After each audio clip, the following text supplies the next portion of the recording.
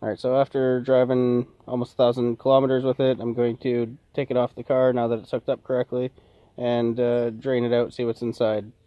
So,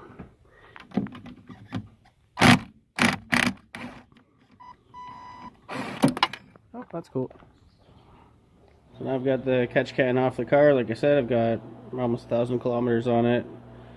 And I'm going to open it up and see how much residue or whatever is collected inside in that short amount of time.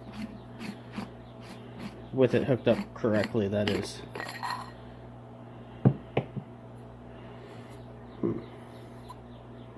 Not really that much, still.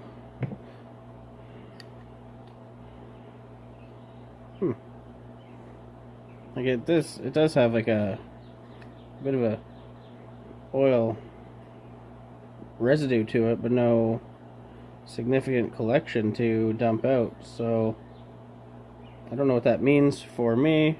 It smells like oil inside, but it just hasn't collected any. So whether it works or not is neither here nor there. I don't know. It's doing something, not a whole lot of much, but it's doing something. So I'll take it apart again in like 5,000 kilometers when I'm near my next oil change and see how that goes. But all in all, I mean, it looks pretty alright in my engine bay, and at least my turbo's not getting pure unfiltered oil mist from the PVC valve or the valve covers anyway. So not sure if that's very informative or not, but at least it's something.